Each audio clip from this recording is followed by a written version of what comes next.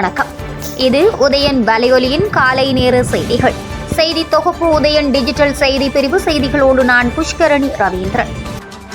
நீண்ட இழுபறிக்கு பின்னர் தேசிய பட்டியல் பிரச்சினைக்கு ஐக்கிய மக்கள் சக்தி நேற்று தீர்வு கண்டுள்ளது. ஐக்கிய மக்கள் கூட்டணி சிதையாத வகையில் பங்காளி கட்சிகளுக்கும் தேசிய பட்டியல் வாய்ப்பு வழங்கப்பட்டுள்ளது.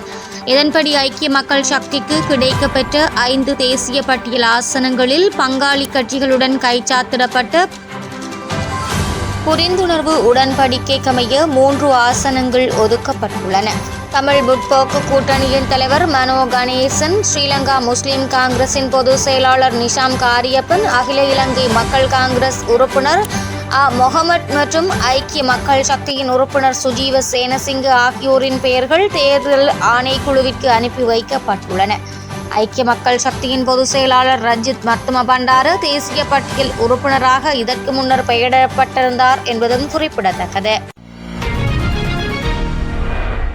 இலங்கை மனித உரிமைகள் ஆணைக்குழுவின் யாழ்ப்பாணம் பிராந்திய அலுவலகத்திற்கு கிடைக்கப்பெறும் முறைப்பாடுகளில் அநேகமானவை சித்திரவதை தொடர்பான முறைப்பாடுகளாகவே காணப்படுகின்றன என்று இலங்கை மனித உரிமைகள் ஆணைக்குழுவின் யாழ்ப்பாண பிராந்திய இணைப்பாளர் கனகராஜ் தெரிவித்துள்ளார். சர்வதேச மனித உரிமைகள் தினத்தை முன்னிட்டு நேற்று முன்தினம் தனியார் விடுதியொன்றில் நடைபெற்ற நிகழ்வில் கருத்து தெரிவிக்கையிலேயே அவர் இவ்வாறு தெரிவித்துள்ளார். அவர் மேலும் தெரிவித்ததாவது, இன்றைய காலங்களில் சிவில் அரசியல் உரிமை ஒரு பாகமாகவும் சமூக பொருளாதார கலாச்சார உரிமைகள் இன்னொரு பாகமாகவும் வளர்ச்சி அடைந்து வருகின்றன. இன்று வாழ்வில் சமத்துவம் அற்றுப்போதல் மிக பெரும் மனித உரிமை மீறலாக காணப்படுகின்றது. இதன் அடிப்படையில் சிறப்பு தேவையுடையவர்களின் உரிமை முக்கியமானது. அத்துடன் மாற்று பாலினம் தொடர்பில் ஆணைக்குழு முக்கிய கவனம் செலுத்துகின்றது. இலங்கை மனித உரிமைகள் ஆணைக்குழுவின் யாழ்ப்பாணம் பிராந்திய அலுவலகத்திற்கு கிடைக்கப்பெறும் முறைப்பாடுகளில் அநேகமானவை 2 வகையானவை. ஒன்று சித்திரவதை, மற்றையது அரச நிறுவனங்களுக்கு எதிராக கிடைக்கின்ற முறைப்பாடுகள் என்றார்.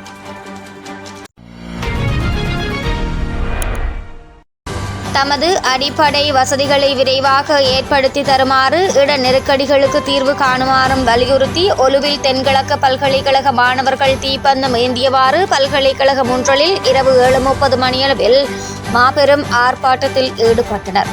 சுமார் 250 மாணவர்கள் தீப்பந்தம் ஏந்தி பல்கலைக்கழக வளாக பிரதான வீதிக்கருகில் ஊர்வலமாக கவனஈர்ப்பு போராட்டத்தில் ஈடுபட்டனர். இங்கு தமது அடிப்படை வசதிகளை விரைவாக ஏற்படுத்தி தருமாறு கோஷங்களை எழுப்பியவாறு அவர்கள் ஆர்ப்பாட்டத்தில் ஈடுபட்டதை அவதானிக்க முடிந்தது.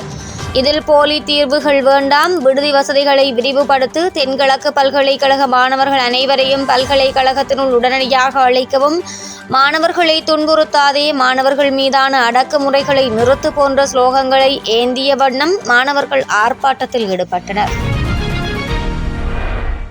சுகாதார அமைச்சின் தொற்று நோயியல் பிரிவினர் நேற்று பருத்தித்துறை ஆதார மருத்துவமனைக்கு சென்று அங்குள்ள நிலைமைகள் தொடர்பில் ஆராய்ந்தனர்.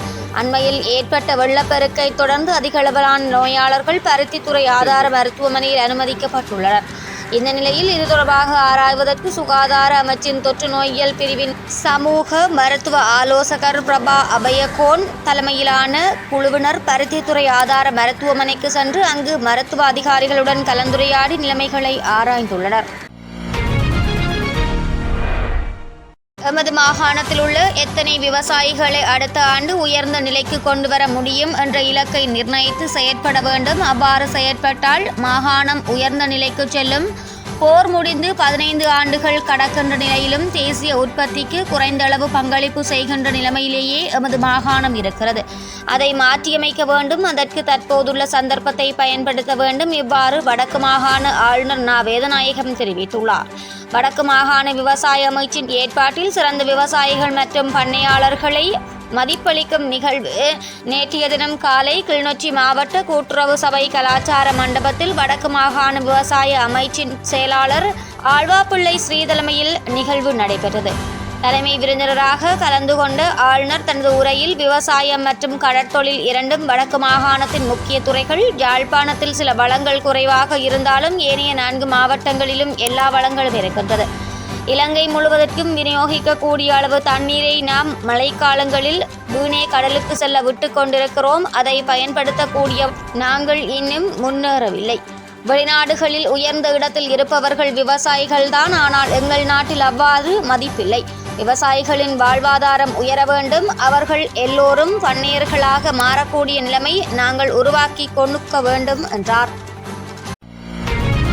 யாழ்ப்பாணம் வடமராட்சி தொண்டமனாறு சன்னதியான ஆச்சிரமத்தால் மழை வெள்ளத்தால் பாதிக்கப்பட்ட முல்லைத்தீவு மாவட்டத்துடன் வற்றாப்பளை, முள்ளியவளை, கோப்பாப்பிளவு, ஐயனார் குடியிருப்பு, பானா, விஸ்வமடு ஆகிய கிராமங்களில் தெரிவு செய்யப்பட்ட 165 குடும்பங்களுக்கு ரூபாய் 4,95,000 பெறுமதியான அத்தியாவசியமான உணவுப் பொருட்கள் வற்றாப்பளையில் வைத்து கடந்த புதன்கிழமை வழங்கப்பட்டது. இவ்வுதவிகளை சந்நிதியான் ஆச்சிரம முதல்வர் கலாநிதி மோகனதாஸ் சுவாமிகள் தொண்டர்களுடன் நேரடியாக சென்று வழங்கி வைத்தார். இதேவேளை சந்நிதியான் ஆச்சிரமத்தால் வீடு ஒன்றினை திருத்தம் செய்வதற்காக பெரும்பான்மை இனத்தை சார்ந்த திருகோணமலை 10ஆம் கட்டை வேப்பங்குளம் பகுதியைச் சேர்ந்த எஸ். லியனகே என்பவருக்கு ரூபாய் 1,00,000 நிதியும் வழங்கப்பட்டது.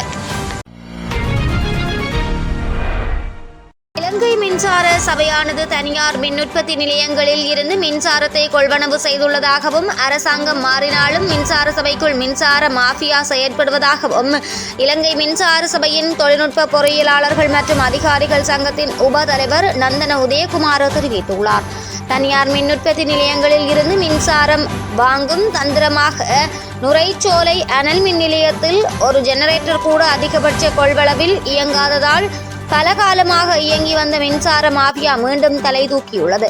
மின்சார கட்டண உயர்விற்கு இந்த மின்சார மாஃபியா முக்கிய காரணியாக மாறியுள்ளதாக தெரிவித்த நந்தன உதயகுமார், நீர் மின்சாரம் மற்றும் நிலக்கரியை பயன்படுத்தி மின்சாரம் தயாரிக்கும் திறன் இருக்கும் போது தனியாரிடம் மின்சாரம் வாங்குவது பெரும் விடயம் என்றும் குறிப்பிட்டுள்ளார்.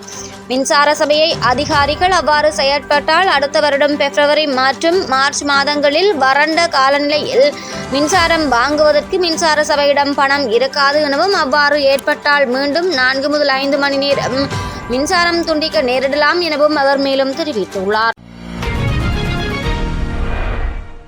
ஐக்கிய மக்கள் சக்தியின் தேசிய பட்டியல் உறுப்பினர்களின் பெயர்களை அக்கட்சி அறிவித்துள்ளது. அதற்கமைய ஐக்கிய மக்கள் சக்தி சார்பாக மனோ கணேசன், நிசாம் காரியப்பர், சுஜீவ சேனசிங்க மற்றும் முகமட் மயில் ஆகியோர் தேசிய பட்டியலூடாக பாராளுமன்றம் செல்லவுள்ளனர். இத்துடன் உதயன் வலையொலியின் காலை நேர செய்திகள் நிறைவடைகின்றன. தொடர்ந்து இரவு நேர பிரதான செய்திகளோடு இணைந்திருக்கலாம். வணக்கம்.